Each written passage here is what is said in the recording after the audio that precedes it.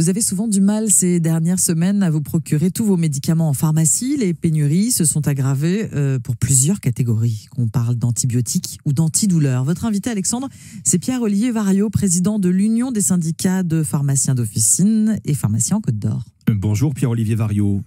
Bonjour à vous tous. Janvier 2023, nous ne sommes pas encore sortis des pénuries de médicaments. Un certain nombre de références manquent régulièrement à l'appel.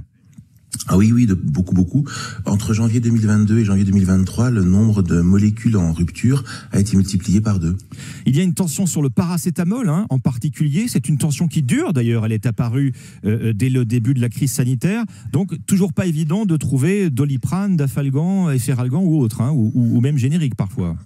Non, tout à fait. Alors, le paracétamol est sous tension importante, essentiellement les formes pédiatriques.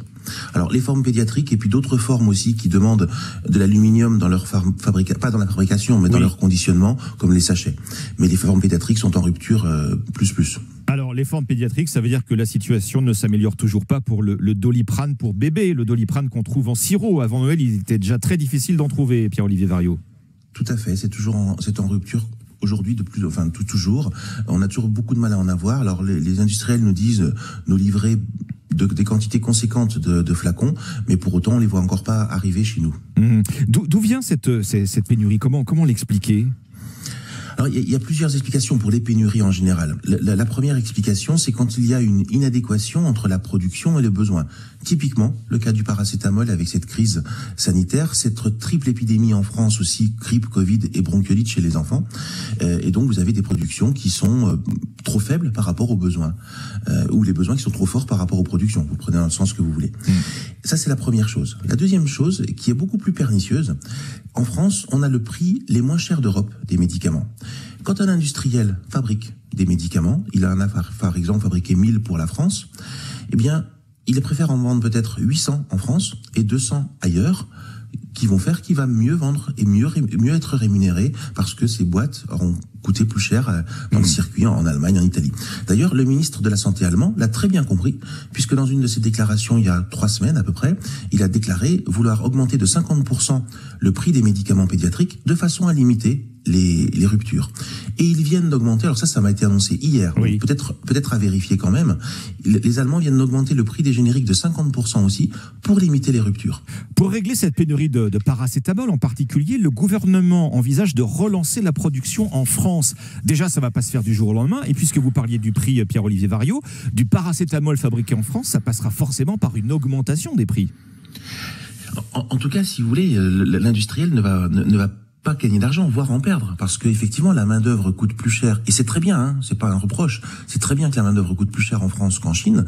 L'écologie aussi coûte beaucoup plus cher, parce que quand on produit, il va falloir détruire et détruire tous les rejets de la production qui auront été produits qui ne serviront pas, et on peut pas le jeter ça dans le Gange, nous, c'est pas possible. Et c'est très bien aussi, c'est très bien.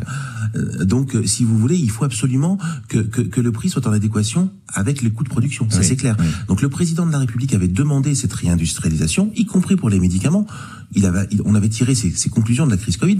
Comme vous l'avez dit, ça se fait pas en claquant des doigts, mais il faut y penser, et pas seulement pour le paracétamol. Alors, pénurie également d'amoxicilline, justement, qui est un antibiotique très courant et prescrit pour de nombreuses infections, abcès dentaire, otite, angine. C'est le plus prescrit d'ailleurs pour les enfants, et toujours très difficile d'en trouver. Complètement, tout à fait. Et pas que pour les enfants, c'est aussi, aujourd'hui par contre, contrairement au paracétamol, très difficile d'en trouver pour les adultes. Alors c'est tellement vrai que concernant l'amoxicilline, Pierre-Olivier Variot, les préparateurs en pharmacie ont été appelés à la rescousse. Une quarantaine de pharmacies, je crois, ont reçu l'autorisation de la NSM, à l'Agence de sécurité du médicament, pour fabriquer elles-mêmes cet antibiotique et limiter peut-être les ruptures de stock. Tout à fait. Donc, on a demandé au réseau pharmaceutique français, aux pharmaciens, de s'organiser pour pallier au manque des industriels. C'est jamais vu. Oui. Non. Alors, évidemment, vous n'avez pas les capacités de production de l'industrie pharmaceutique. Eh non. Et surtout pas au même coût. Oui. Le ministre de la Santé, François Braun, prévoit un retour à la normale d'ici 2 mois. C'est un délai optimiste, c'est un délai raisonnable ? Moi, je le qualifierais d'optimiste, mais je suis de nature optimiste. Donc, on va se dire que c'est le délai réel. Je le souhaite, en tout cas. Alors, décidément, le mot pénurie, vous devez en rêver la nuit, Pierre-Olivier Variot. Pénurie de médicaments, pénurie de praticiens. Les pharmacies manquent de bras, elles aussi. Oui, complètement. Il nous manque à peu près 1500 personnes, 15 000 personnes, pardon, excusez-moi, 15 000 personnes dans toutes les pharmacies. Alors, pharmaciens, préparateurs, hein, tout professionnel ayant la capacité de dispenser les médicaments au comptoir, il nous manque. Et puis, on a aussi une catastrophe, c'est que en deuxième année de pharmacie, dans toutes les facs de France, il manque un tiers des étudiants. Il manque 1100 places. Oui, donc tout simplement, on ne forme pas assez d'étudiants à la source. Je voyais ce chiffre également, faute de candidats. 1700 pharmacies ont fermé dans les 10 dernières années et elles ont fermé principalement en zone rurale. Encore une fois, ça accentue le phénomène de désert médical. Tout à fait, tout à fait. Quand on n'a plus de bras. Alors, il y a le manque de bras, mais il y a aussi, aujourd'hui, la loi, alors je m'excuse pour le gros mot, de l'emmerdement maximum, avec plein de choses, parce que on perd énormément de temps. Quand on a les professionnels, quand ils sont là, ils passent énormément de temps à chercher les molécules. Oui. On a estimé à 12 heures par semaine le temps que passaient les pharmacies à chercher des molécules, toutes sortes de molécules.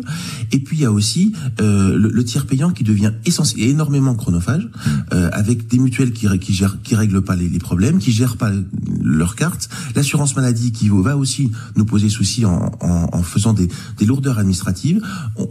Tout va dans le mauvais sens, si vous voulez, où on perd énormément de temps d'un point de vue administratif, et on est bien sûr pas là pour ça. Et tout ce temps qu'on l'en passe, on peut pas le passer avec nos patients. Merci Pierre-Olivier Variot, pharmacien en Côte d'Or, président de l'Union syndicale des pharmaciens d'officine. Et vous nous dites ce matin sur Europe 1, il va encore falloir prendre son mal en patience avant de retrouver des disponibilités normales pour tous les médicaments en pharmacie. Merci à vous.